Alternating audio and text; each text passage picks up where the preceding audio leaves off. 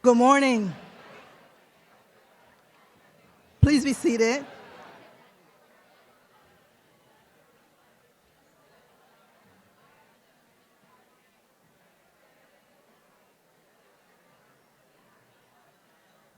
Good morning. My name is Vanessa Alexander, and I am INSA's Senior Fellow from NSA. As a Senior Fellow, I inform INSA policy programs and help strengthen connections between INSA and the greater Fort Meade community. And it is programs like this that illustrate to me the value INSA brings to our national security mission. When we bring the full community together to address these critical issues, share successes, and hard lessons learned along the way, we are collectively building a stronger intelligence community. In my opinion, there is no more rewarding work. And for that, I thank you all for being here. We're now going to start our Ignite rounds. We will hear from 5 extraordinary public and private sector professionals. Each will have 6 to 8 minutes at the podium. These sessions are designed to generate awareness and stimulate discussion. So let's get started. Kicking things off, we will have the Honorable Sue Gordon, whose talk is titled, When Decisions Diverge. Sue, the floor is yours.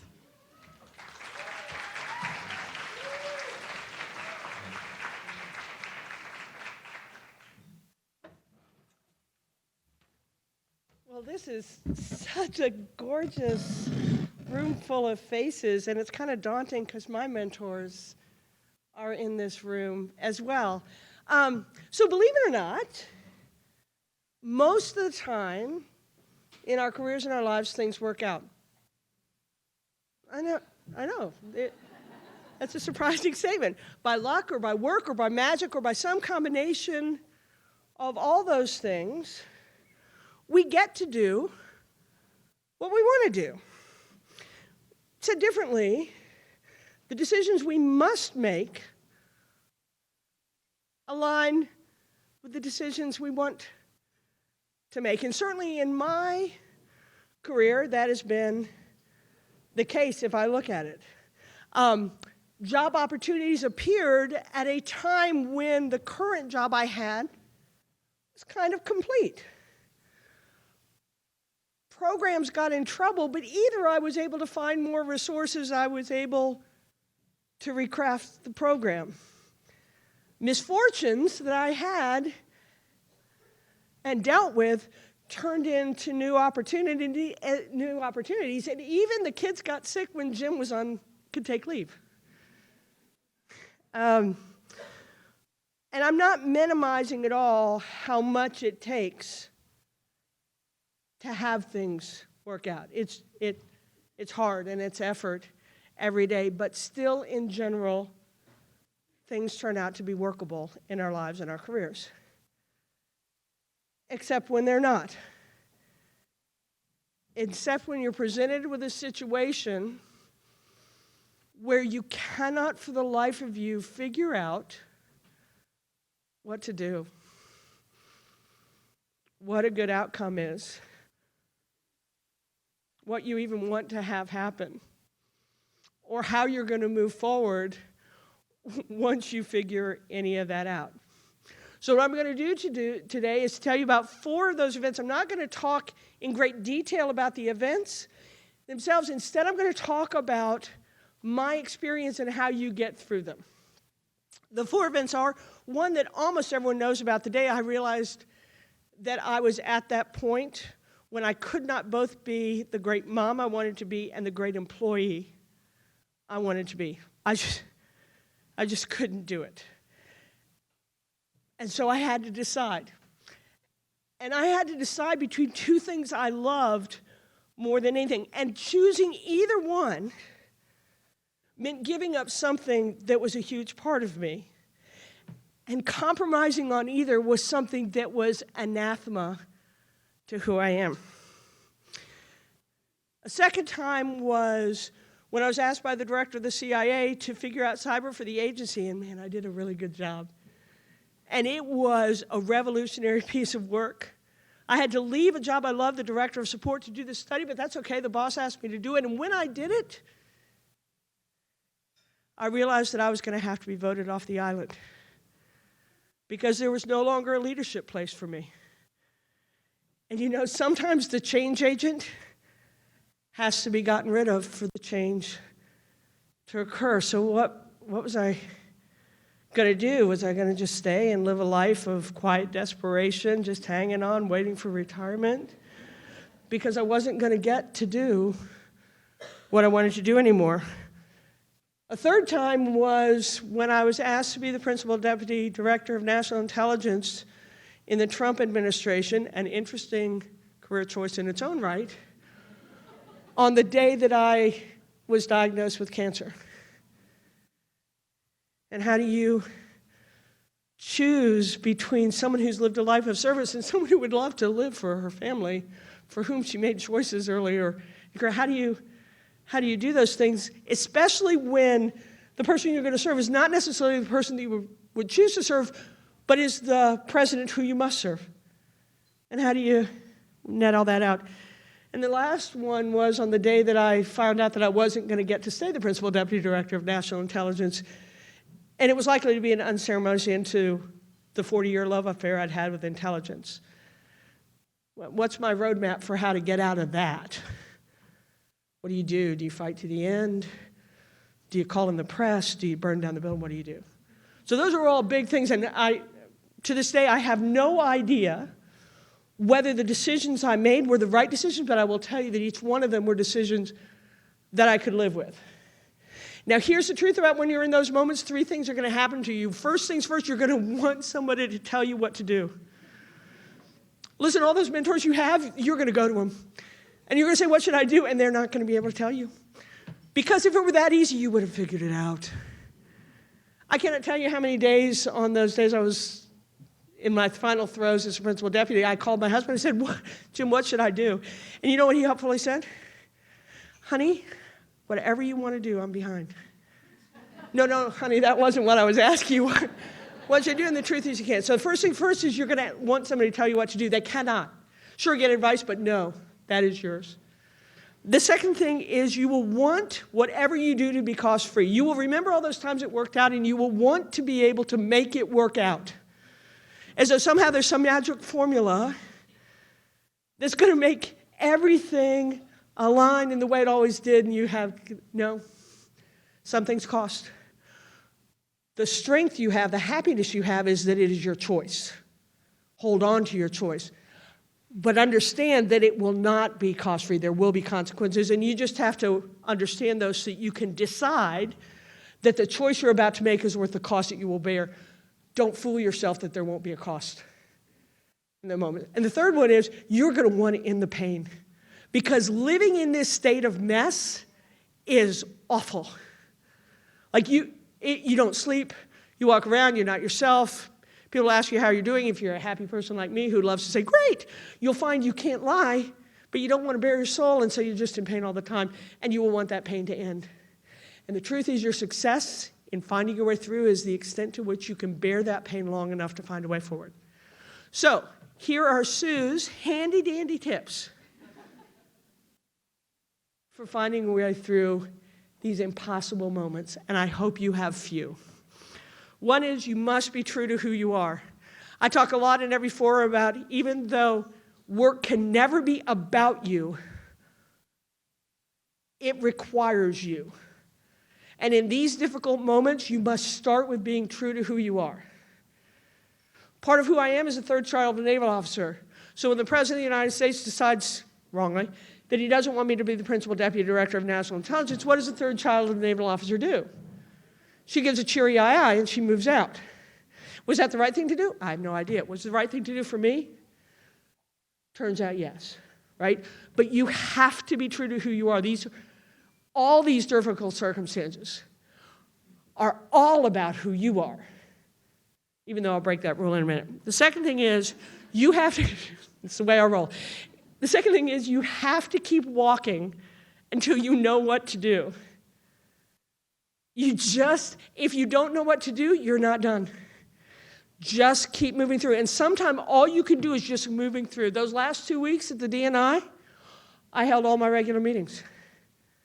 Even though I had no idea what I was going to do, I had no idea how I would go, I just held all my meetings. When I decided to leave to take care of my family, I held all my meetings for the last 2 weeks I was there until I could figure out what to do. So sometimes you just have to keep walking until you know, because you don't want to make a decision just to get rid of the pain, because likely you'll have to make another decision in about a minute, and it'll be just as terrible. Try to see the end game. It's really hard. You're in a situation, but that situation is not the whole game. Try and see the way it's going to end up. Because if you can jump to that, of how it's going to end up anyway, it will make your path easier. Right?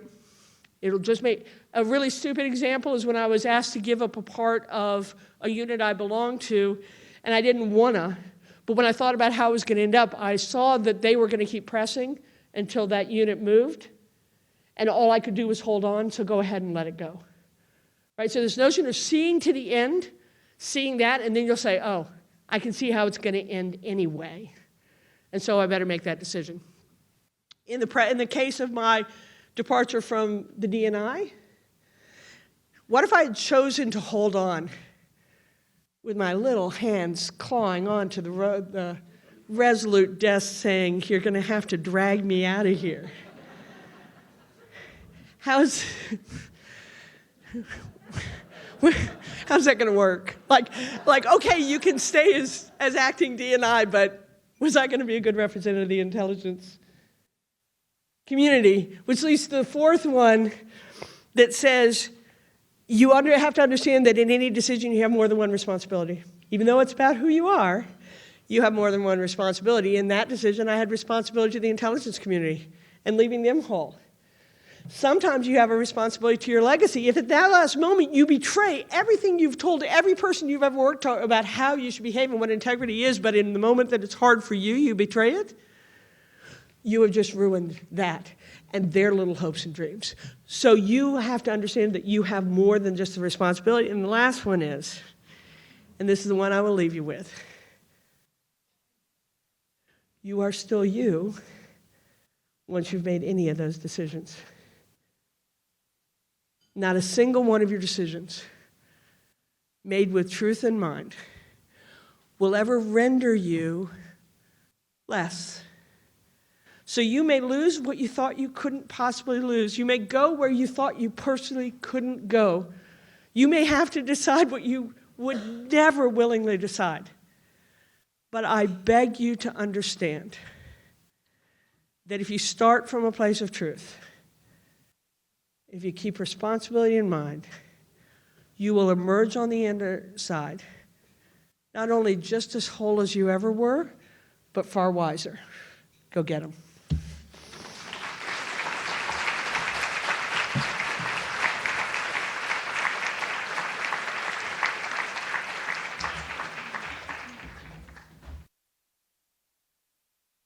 Thank you, Sue, for sharing your story.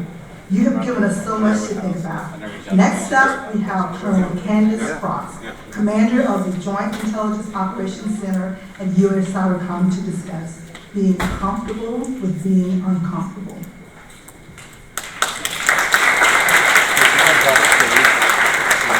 So this is kind of a fangirl moment for me. I get a follow support. How cool is that? That is awesome. All right. So I'm a mover. Can I move with this? I'm gonna.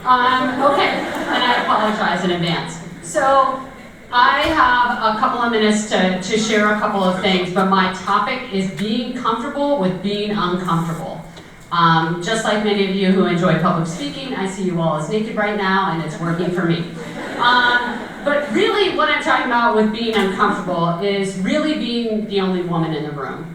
And so many of you who have military service definitely understand what that means. Those of you in the cybersecurity world 100% understand what that means. Those of you who are not women or identify as women in the room, guess what? This is your opportunity to learn. So come on board, listen to this wild ride I'm going to give you. Number one, why it's important to understand why it is so incredibly uncomfortable in this space. Let me journey back to long ago. The year was 1998. Yeah, it was a long time ago, right? Laws were in place. I feel like sometimes we're going backwards, but laws were in place that inhibited me from being on the front line of combat, like legitimate laws. Congress said I couldn't do certain jobs because I was a woman. Crazy thought. Now, fast forward to today. How did those changes happen? Well, there were people like myself and my compatriots and the shoulders of giants that I stood on, like Sue Gordon and many of you in the audience, that were out there that actually paved a path for us to walk into that space. And we walked into that space, stood atop that mountain and said, I'm here, I'm taking up this space, and I'm going to be a part of your decision making. And we went to Congress and we said, we can do this job. But there were many days where I would walk into work, look in the mirror, and that would be the only woman I would see all day long. I would legitimately, okay, I'm gonna again go back in time. I would legitimately watch Sex and the City, and they would be my 4 girlfriends. It's kind of sad, and it says a little bit about my friendships, but it also, on Fort Bragg, there were not a lot of women, right? And so Miranda and I, twinsies, redhead, we were peers, we were friends. Like, we could have definitely done brunch and had Cosmos. Fast forward to Washington, D.C., I do brunch now.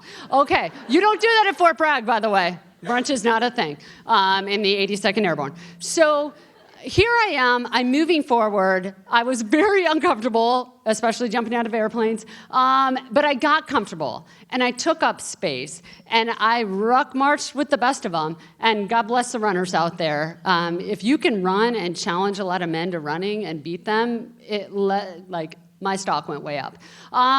So here I am, I'm enjoying this wonderful journey, going to combat, again, making sure that men and women can coexist together in a space and live in the same tent because we're fighting the same war. See, those little incremental changes that you can cause to happen in your workspace will be huge changes that can happen on Capitol Hill, that can make the doors open for women to go to Ranger School, to take up space in special forces and on SEAL teams, and to be the leader, I don't know, ODNI, of the entire intelligence network. That's pretty cool, that women can walk into that space because of those small incremental changes, because some of us at times were very uncomfortable. So I ask of you to continue to take up that space. Continue to take up that space and provide mentorship for the men and women that you're around. That this is like my topic, right? Mentoring and sponsoring. I'm going to give you a quick example in cyberspace of how I was able in the last year to use both mentorship and sponsorship to achieve unknown heights in, of all agencies, the DIA. So I hear the giggles. I get it. I'm there every single day.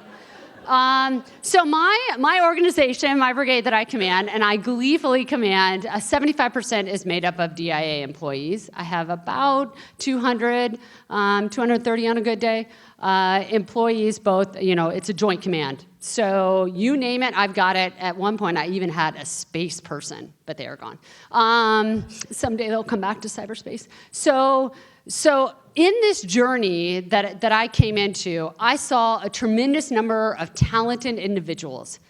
And there were a lot of talented women as well. Now, mind you, the cybersecurity world is about 25% women. But in my organization, it was much higher. 30, even got up to 40% at one point. We fluctuate. But the women in the room would hold themselves at either 12, 13, and 14 positions. Mind you, in the scheme of the hierarchy, they were not at the top peak. And I kept going to them and saying, you have got amazing talent, Heather. Jennifer, why are you not a 15 yet?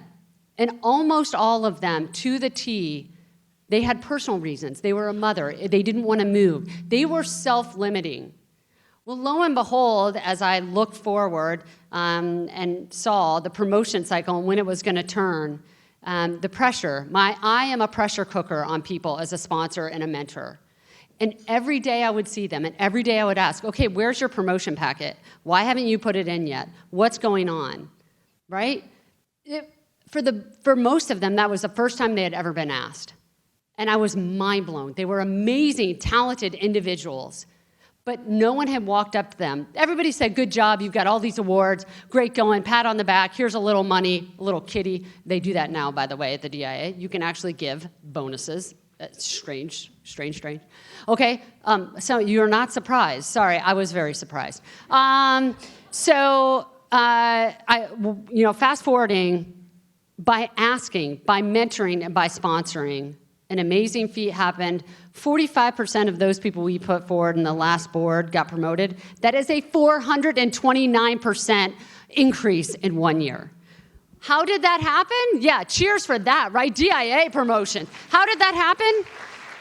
Because if you invest in someone and you ask them to show up and you ask them, why are you not going and growing?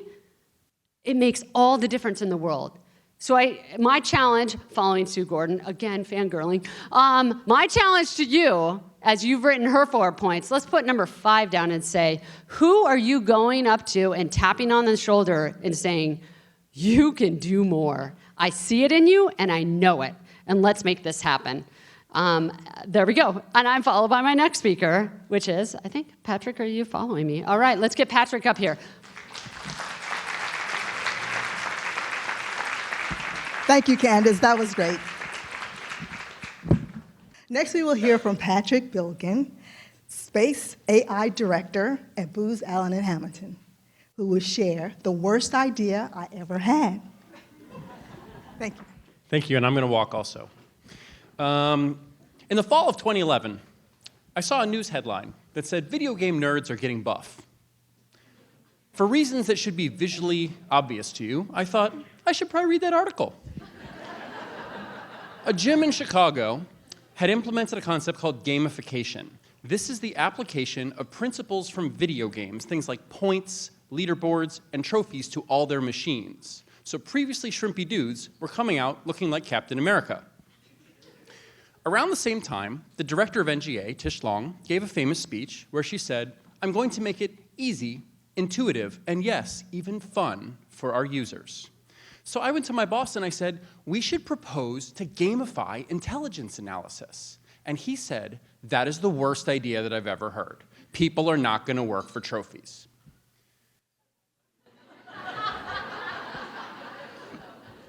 Okay, a couple months later, NGA was running a competition for innovative tradecraft. So I didn't ask anybody's permission, I just wrote the paper and submitted it and was selected to present at this conference in front of 500 business and technology leaders. Now, I don't have my charts, but I'll sort of give you the experience and it went kind of like this.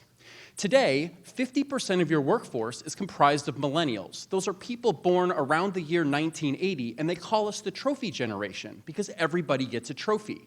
Why don't we see if we can work with that to try to improve engagement and interaction across the GeoInt community? Next slide. Instead of having requests for information where people are tasked to answer a question, what if we had a trophy marketplace that listed all of the tasks and they all had a point value, bronze, silver, gold, platinum, and the analyst could select the trophies that they wanted to achieve based on their skills and interests? Next slide. We could also make a leaderboard where we had the people who won the most trophies. And maybe you just put this out in front of the building on GeoInt Drive so that everyone can see who's the best analyst in the agency. Because after all, a little competition drives engagement and improves productivity. Next slide. Some of the trophies might be too hard for one person. We call these quest trophies. If you're playing a game like World of Warcraft, everybody knows that you need a black mage, a white wizard, a paladin, and a dragoon to take out the dragon of Anarax.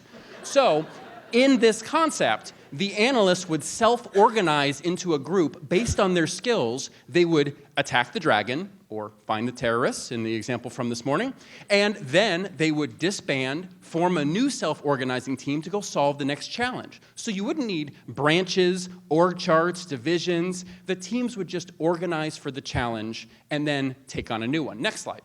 Now, all of the trophies have metadata, so you could have a radargram like this that shows you how you're doing against all of the skills. So maybe you've got a strength in collaboration, maybe you've got a weakness in data science. So you wouldn't really have to do annual performance appraisals anymore. All of the information on how to level up is right there, and you get continuous feedback on what you're doing. Next slide. Now, if you think that this concept is stupid, there's a new app called Waze. And what they're doing is they're building a map by putting trophies where they don't have data. That's right. People are spending $3 a gallon in gasoline to drive, that's funny, right? To drive over and pick up those trophies just to get points that are not worth real money. Okay, so the audience was reacting kind of like this. Like, people were laughing, and they're like, we're not taking that guy seriously. Like, this has got to be some kind of joke. Except for one person. Sitting in the front row was Dr. Keith Littlefield, who then was the Chief Information Officer at NGA, and he was a guy that my company did about $150 million a year of work for. He was taking notes like he was trying to win the How Fast Can I Use This Pen trophy. Okay, so anyways, long story short, limited time. They voted, Video Game Nerd got the trophy, bing, achievement unlocked. And you know, okay, that's what happened. So after this competition, we were standing in the atrium of NGA with my coworkers and my boss, and Dr. Littlefield came over and he said, guys, that was the best idea I've ever heard. And my boss looked right at the CIO and said, that's what I said. All right, so this was a turning point in my career. I see this as the first major turning point in my career. I was a 32-year-old systems engineer working in the basement of a SCIF on a program that they said, like, don't ever talk to anyone, don't give a presentation, don't say anything to anyone about anything. And then I showed up at this conference doing basically this routine. And what was interesting was getting out there and doing that opened up a lot of doors. Like, for example, Colonel Frost said she was fangirling. I'm fangirling. I got to go after both of you. So, you know, it was a new experience for me. Now, the moral of the story is not you should disobey your boss. The moral of the story is that people have different perspectives. In this case, my boss didn't know. So back at this time, 10 years ago, most people thought video games were just for children. And my boss had no idea that most of the people that worked for him put more time into Call of Duty than they did on their time card. So we all have different experiences, and sometimes when you go to someone and say, I have this idea, and they put you down, or they say, that'll never work, or that's the worst idea I've ever heard, your role is to help them understand why your perspective is different and why your diverse view of the problem could be the correct one. And for the leaders and mentors in the room, when people come to you and they are excited, and they're really excited about an idea, instead of just dismissing it based on what you know, try to understand why do they have that perspective. Like Gina said this morning, let's get to why. Why do you think that? And give people a chance to be excited about something. Because if we are going to build a strategic advantage against our peer competitors, we need more ideas that completely change the game. Thank you.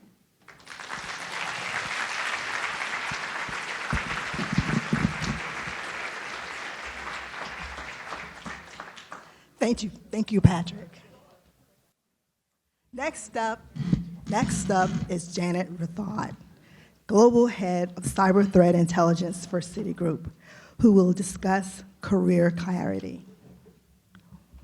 Welcome, Janet. Great, fantastic, thank you. So how is it at the bottom of your name tag says Smarty Pants? Did anyone notice that? Excellent. Everyone has a dream for their career. I don't care where you are in your career, you have a dream. I want you to just take a moment and think about what that might be. Think about what your goals might be. So as a college student, I wanted a PhD In political science, and nobody could tell me any different. That was my dream job. I went to graduate school. I had everything plotted out. I had my GRE books. I had my letters of recommendation. I had the lists of schools that I would apply to.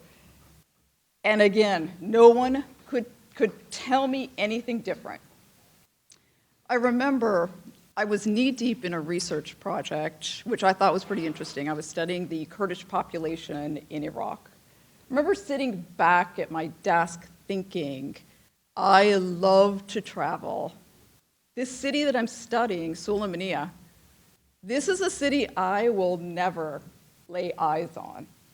I will never have the opportunity to visit. Fast forward 2 years later, I'm in a helicopter in a bulletproof vest, flying over none other than Sulaymaniyah, Iraq. Now, I never did get that PhD, and I have no regrets. So what happened here? What's the story? The story is that I seized an opportunity, or maybe a way to think about it, a different way to frame it, is that I said yes to an opportunity that I wanted, and I said no to another opportunity that I actually also wanted. In addition to that, over time, I began to realize that your dreams can evolve as you evolve. And so I'd like to take the next few minutes sort of unpacking those two concepts. First, let me backtrack and finish out some of the details on the PhD. So a career counselor, I was at NYU at the time, a career counselor came to me and said he wanted me to apply to this program called the Presidential Management Fellowship, or for us old schoolers, it was called the PMI. Do we have any PMFers or PMIs in the room? Nice, Kelly, I didn't know that. So when this opportunity came my way, the first thing I did was I said no. I already had my pathway laid out. I already knew what the next chapter of my career might look like. But what I ended up doing was taking a step back, reassessing, and I ended up applying for and being accepted into that program. That program completely changed the trajectory of my life and my career, and I landed in one of the most exciting places a 20-person can land, which is in the FBI. We've got a couple of stellar FBI executives sitting in the room today. You want to wave your hands? Very excited to see you. So I share this story, I share this anecdote as a way to prompt a couple of questions. How do we train ourselves to seize the right opportunities? You can't say yes to everything, nor should you. And how do we get comfortable with this concept of our dreams evolving as we evolve? So I would surmise it comes down to one foundational concept. Be relentless in your pursuit to understand yourself. By knowing your values, your strengths, your weaknesses, your patterns of behavior, even your fears, you will become better equipped at thinking about when you can say yes and when you can say no to certain opportunities. And I call out fear purposefully because sometimes it's those things that bring us fear that are actually opportunities that you should run toward and not opportunities that you should run away from. The next level up from this is thinking about how you might have changed over time. How have you grown? How have you evolved? How have you shifted? This provides your pathway for determining and getting comfortable with this concept of the evolution of your dreams. Easy, right?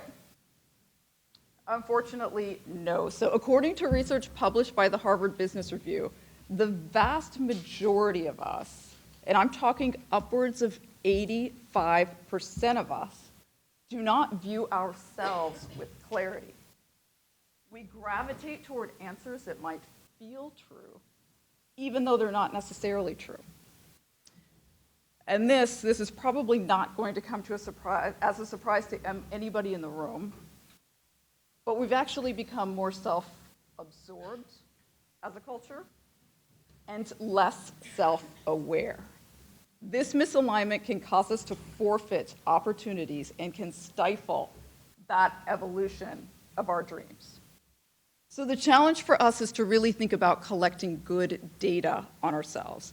Ask ourselves some key questions, seek feedback, and examine the results. Ultimately, look at your behavioral patterns and really determine what might be true. So I'd like to close us out with a couple of challenge questions. First being, how well do you know your values, your feelings, your behaviors, your strengths, your weaknesses, your fears? How have you evolved over time? How have your dreams evolved? And when faced with new opportunities, how can you use the clarity of self-knowledge to really help answer those questions and determine which opportunities to take advantage of? Thank you.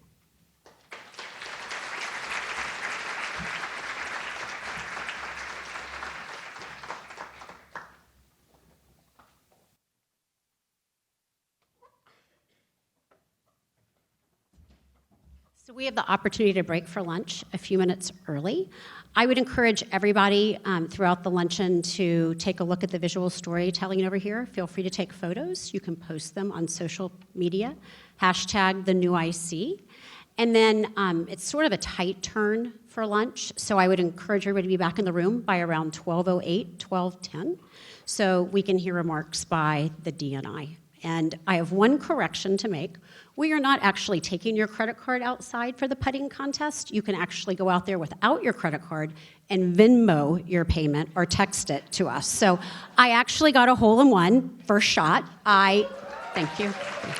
It's purely luck. Tish had to correct my terminology. I got the ball in that hole on the putting green, and it is a hole-in-one technically, so thank you, Tish. So anyway, go enjoy lunch, enjoy networking. Feel free to introduce yourself to our panelists and our speakers.